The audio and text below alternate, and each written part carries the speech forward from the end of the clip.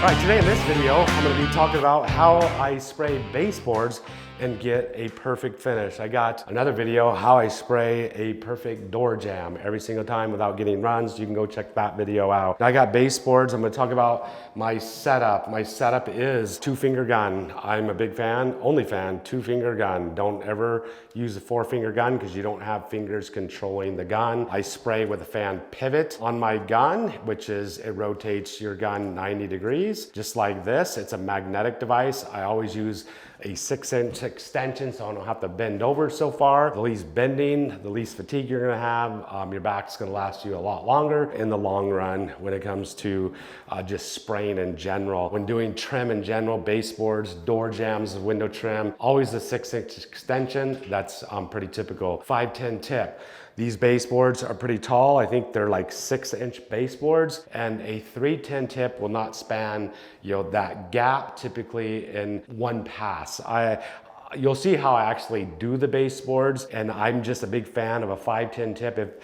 If the baseboards were 4-inch trim or smaller, I'd use a 3-10. I use a 5-10 doing new construction because the doors are in a 5-10. This trim package right here has to be in a 5-10 because the header, and then same with the baseboards. I don't like changing tips because then, you throw it in your pocket. The time changing a tip is just, to me, obnoxious. I just pick a tip, stick with that tip. On this job, due to the size of the trim, we're using a 5-10. A Tri-Tech 5-10 is right now, at the making of this video, that's the best 5-10 tip that you can actually buy and use. There's no comparison in my humble opinion. Here's the baseboards. Now, one of the things that you want to do is everything's got to be vacuumed extremely well, and especially under the baseboards.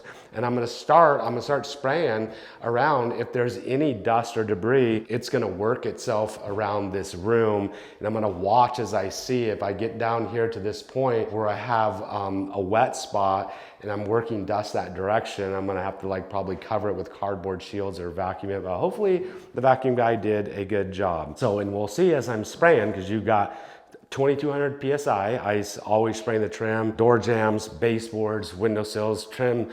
It's at 2200 PSI is what it's set at. I always run a gauge at my sprayer so I know what it's set at the sprayer, 2200 PSI. These large baseboards, you can't shoot them in one shot. Now I always shoot at a 45-degree angle, so I hit the top of the baseboard, then I hit the face, and I hit the face at 2 passes on the first coat. And you'll see what it looks like, the 2 passes. And you can do logical starts and stops. This is really short, it's simple. So logical start and stop is just here. But this room, logical start and stop, is from here to all the way over there. On the baseboards, I'm not as particular about logical start and stops because I'm shooting 3 times. So if I did the top, I'd do all the way around, work my way around the top, and then by the time I come over here, it could start flash drying and cause it to be rough. And so I work in sections and do my 3 passes and move around the room. Where you have overlaps, you're more likely to have runs.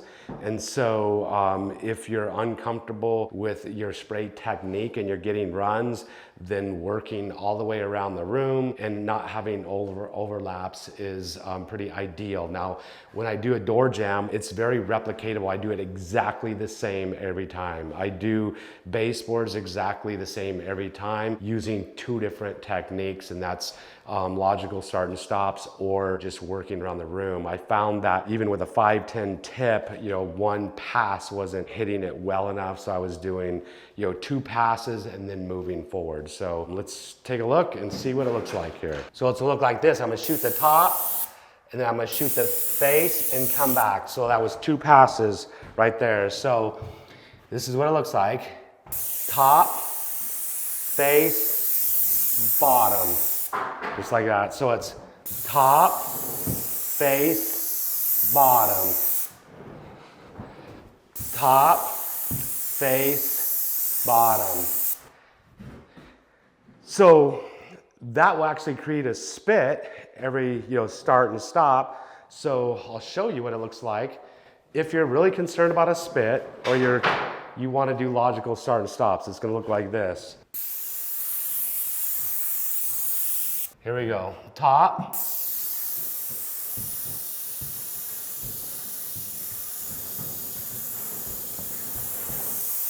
face,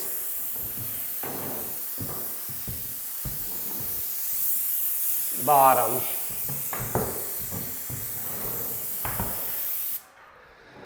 So if you saw that, like, one of the reasons I'm not a big fan of that is you're working the dust back and forth instead of continuously just working, possible unvacuumed dust around the room. So I sprayed dust this way and I sprayed it back that way. So that's two different methods how I go about spraying baseboards and getting a perfect finish. We're gonna do the door jamb and roll right around into these baseboards. So top. Now I can't hit the sides here on this door jamb because they're too tight. So just the face,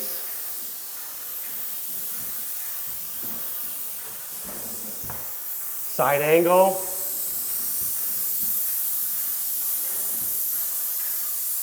face.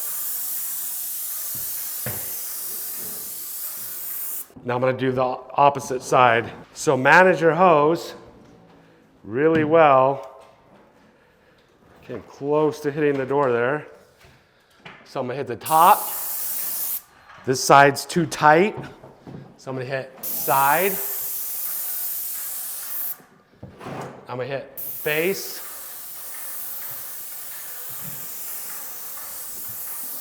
Angle. Should have moved my ladder. Straight on. I'll continue with the baseboard. I'm gonna shoot away from my door jamb so I don't kick dust on my door jamb.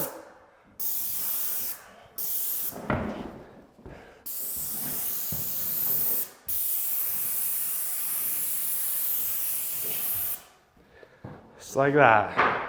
Also gonna do a video how I would spray a windowsill to get that perfect flat smooth finish doing a windowsill.